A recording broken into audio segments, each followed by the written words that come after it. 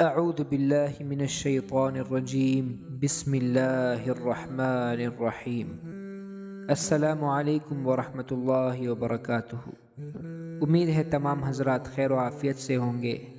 آج کے ہمارے واقعے کا موضوع ہے بنی اسرائیل کے 99 افراد کے قاتل کی توبہ۔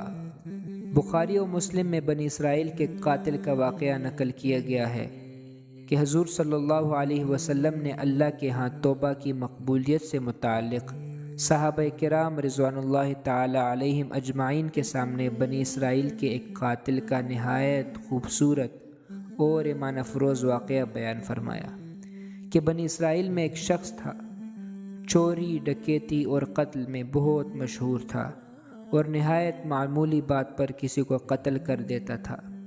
ہوتے ہوتے اس کے ہاتھ سے 99 افراد کا قتل ہو چکا۔ اس کے بعد اس کے دل میں احساس پیدا ہوا کہ مجھے بھی تو اللہ کے یہاں جانا ہے۔ چنانچہ یہ فکر بڑھتی رہی اور لوگوں سے معلومات کرتے ہوئے پھرنے لگا کہ کیا میری توبہ قبول ہو سکتی ہے یا نہیں۔ کسی عالم شخص سے ملاقات کی فکر ہوئی کہ معلوم کیا جائے کہ ایسا ممکن ہے یا نہیں۔ لوگوں نے ایک عابد شخص کے پاس جانے کا مشورہ دیا۔ اس شخص نے اس کے پاس جا کر مسئلہ معلوم کیا، کیا میری توبہ قبول ہو سکتی ہے یا نہیں، اور کیا میری مغفرت ہو سکتی ہے یا نہیں، جبکہ میں نے 99 انسانوں کی جان مار دی ہے۔ تو اس عابد کو مسئلہ معلوم نہیں تھا، تو اس نے اپنی عقل سے قیاس آرائی کی کہ جو آدمی 99 انسانوں کی جان مار سکتا ہے اس کی مغفرت کہاں سے ہوگی۔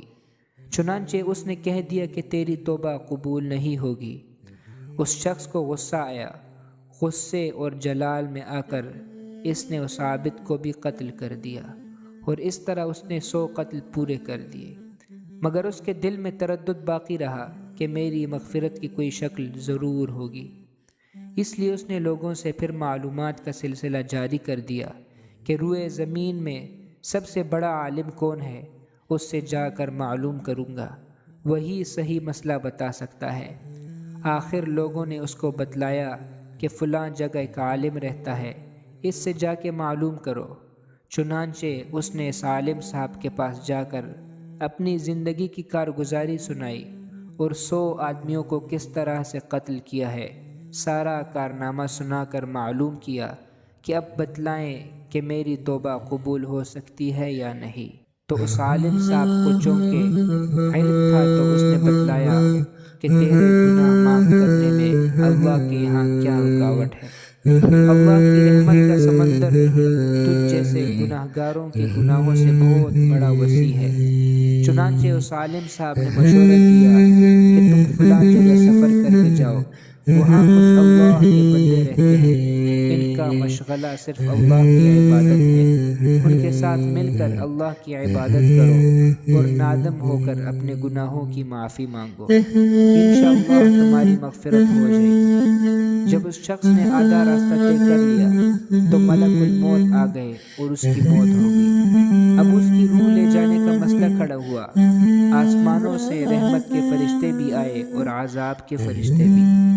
رحمت کے فرشتے کہنے لگے کہ اس کی روح لے جانے کا حق ہم کو ہے، اس لیے کہ یہ سچے دل سے تائب ہو کر عبادت کے لیے جا رہا ہے، اور عذاب کے فرشتے کہنے لگے کہ اس کی روح لے جانے کا حق ہم کو ہے، اس لیے کہ اس شخص نے کبھی کوئی نیک کام نہیں کیا، پوری زندگی معصیت میں گزروا دی۔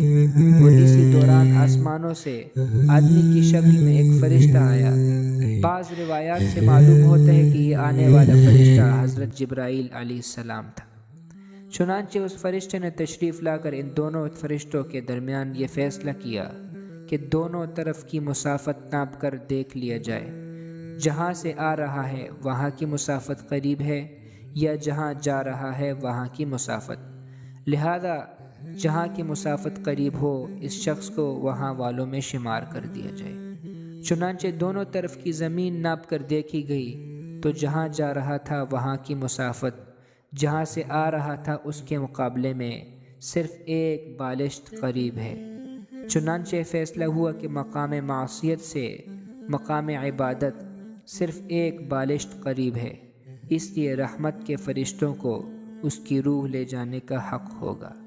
چنانچہ اللہ کی طرف سے اس کی مغفرت کا اعلان ہو گیا۔ معلوم ہوا کہ انسان جب بھی سچے دل کے ساتھ توبہ کرے گا تو اللہ تعالی ضرور قبول فرمائیں گے انشاءاللہ۔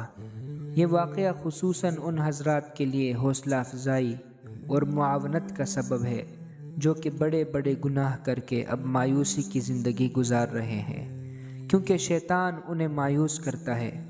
بہرحال گناہ گاروں کو شیطان کی باتوں میں آ کر مایوس نہیں ہونا چاہیے، بلکہ اللہ کی رحمت سے اچھی امید رکھ کر سچی توبہ کے ذریعے اپنے آپ کو پاک و صاف کر لینا چاہیے۔ اللہ تعالی ہم سب کو عمل کرنے کی توفیق عطا فرمائے، آمین یا رب العالمین۔